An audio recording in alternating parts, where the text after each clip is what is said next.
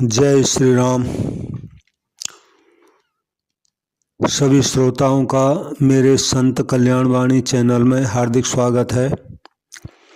सबसे प्रार्थना है कृपया मेरे इस चैनल को सब्सक्राइब करें, संतों की वाणी को ज़रूर शेयर करें और कथा को लाइक करें। संत कल्याण वाणी का कल्याण के अंतर्गत जो लेख आता है 14वां लेख आपके सामने मैं रख रहा हूँ।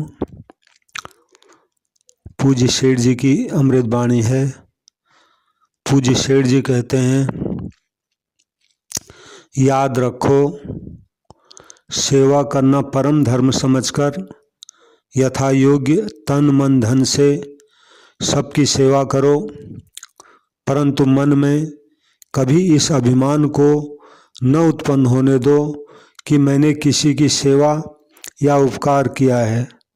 उसे जो कुछ मिला है वह उसके भाग्य से, उसके कर्म फल के रूप में मिला है। तुम तो उसमें निमित्त मात्र हो। दूसरों को सुख पहुंचाने में निमित्त बनाए गए, इसे तुम ईश्वर की कृपा समझो और जिसने तुम्हारी सेवा स्वीकार की उसके प्रति मन में कृतज्ञ हो। जय श्री राम। याद रखो सेवा करके एहसान करना, सेवा के बदले में सेवा चाहना, अन्य किसी भी फल कामना की पूर्ति चाहना तो प्रत्यक्ष ही सेवा धर्म से च्युत होना है। मन में इस तरह की लहर को भी मत आने दो कि उसे मेरी की हुई सेवा का पता रहना चाहिए। सेवा के बदले में मान चाहना या बड़ाई और प्रतिष्ठा की चाह करना तो मान की चाह की चंचल लहर नहीं है, अपितु बहुत मोटी धारा है। यहाँ मनुष्य बहुधा भूल कर बैठता है। जब वह किसी व्यक्ति, किसी जीव या समष्टि देश जाति की कुछ सेवा करता है, उस समय तो स्वभावतः सेवा के भाव से ही करता है, परंतु पीछे से यदि उस सेवा के बदले में उसे कुछ भी नहीं मिलता अथवा उस मनुष्य या देश के द्वारा जिसकी उसने सेवा की थी किसी दूसरे को सम्मान मिलता है तो उससे दुख सा होता है।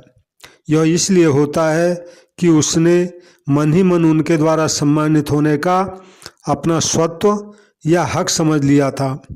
दूसरे के सम्मान में उसे अपना हक छिनता सा दृष्टिगोचर होता है।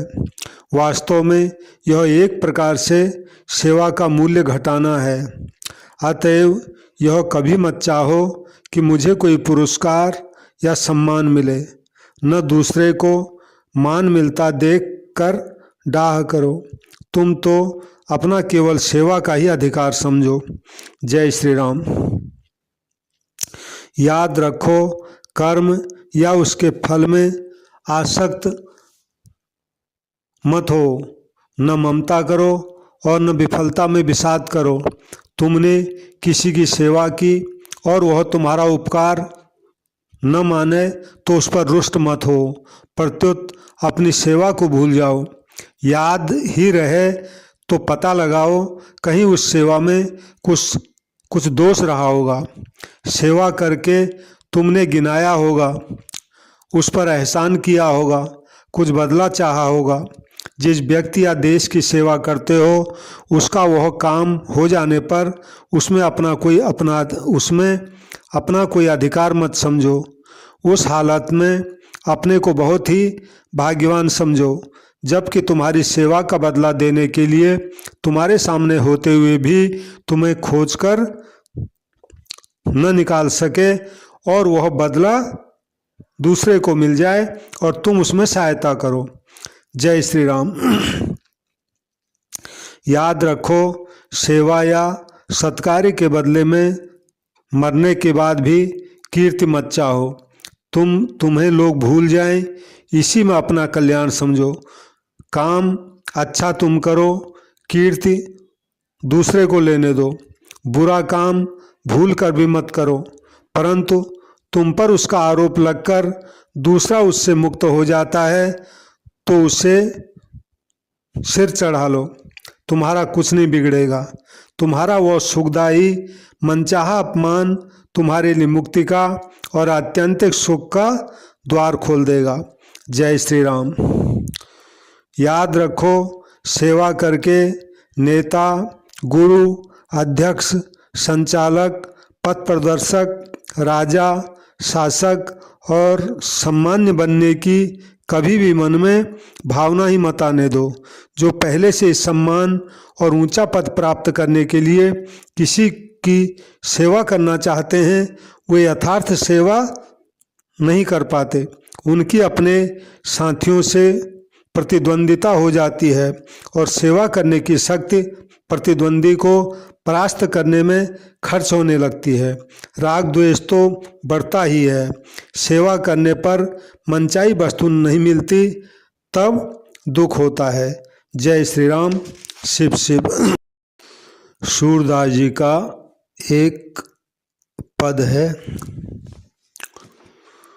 सूरदास जी कहते हैं, जा दिन मन पंछी उड़ जाए हैं। ये इसका शीर्षक लिखा हुआ है और यही इसकी पहली पंक्ति है। जा दिन मन पंछी उड़ जाए हैं, जा दिन मन पंछी उड़ जाए हैं, ता दिन तेरे तन तरुवर के सब पात झर जय हैं, ता दिन तेरे तन तरुवर के सब पात झर जय हैं। मतलब सूरदास जी कहते हैं, हे मन, जिस दिन शरीर रूपी वृक्ष से प्राण रूपी पक्षी उड़ जाएगा, उस दिन इस शरीर रूप वृक्ष से सभी पत्ते झड़ जाएंगे, यानी देह का प्रत्येक अंग ही फिर नष्ट हो जाएगा। या देही को गर्भ न करिए, शार काग गिद्ध खे। या देही को गर्भ न करिए, शार काग गिद्ध खे। तिननि में तन कृमि के बिष्टा, कहवे खाक उड़े हैं। तिनन में तन कृमि के बिष्टा, कहवे खाक उड़े हैं। जा दिन मन पंछी उड़ जाए हैं। कहते हैं, अरे मन, इस शरीर का गर्व मत करना, यानी इस पर इसका अभिमान मत करना। इससे तो सियार, कौवे और गीत खा जाएंगे। शरीर की तीनों में से एक गति तो होनी ही है। या तो यह मरने के बाद गाड़ दिया गया तो सड़ कर ये कीड़े बन जाएगा, नहीं तो पशु पक्षी आदि इसको खा गए तो उनकी विष्ठा बन जाएगा, और अगर जला दिया गया तो ये राख बन जाएगा। यानी या तो कीड़ा बन जाएगा, या विष्ठा बन जाएगा पशुओं की, या फिर राख बन जाएगा। कहाँ वह नीर, कहाँ वह शोभा, कहाँ रंग रूप दिखे हैं। कहाँ वह नीर, कहाँ वह शोभा, कहाँ रंग रूप दिखे हैं। जिन लोगन सो नेह करत है, तेई देख घिने हैं। जिन लोगन सो नेह करत है, तेई देख घिने हैं। जा दिन मन पंछी उड़ जाए। कहते हैं वह पानी यानी तेज कहाँ, वह सुंदरता कहाँ और वह रंग रूप भी कहाँ दिखाई पड़ सकता है। प्राण जाने के बाद तो वे सभी लोग जिनसे तू स्नेह करता था तेरे मुर्दा शरीर को देखकर तुझसे घृणा करेंगे। और क्या कहते हैं आगे, घर के कहत सांवरे सबारे काढ़ो भूत हो इधर हैं। घर के कहत सबारे काढ़ो भूत हो इधर हैं। जिन पुत्र ने बहुत प्रतिपाल्यो देवी देव मन हैं। जिन पुत्र ने बहुत प्रतिपाल्यो देवी देव मन हैं। जा दिन मन पंछी उड़ जाए। मरने के बाद तो भैया घर के लोग कहने लगते हैं जल्दी से जल्दी इसकी लाश को घर से निकाल दो, नहीं तो भैया घर में ही रहेगा तो भूत होकर हम लोगों को पकड़ कर खाएगा और हमें को ये पीड़ा देगा।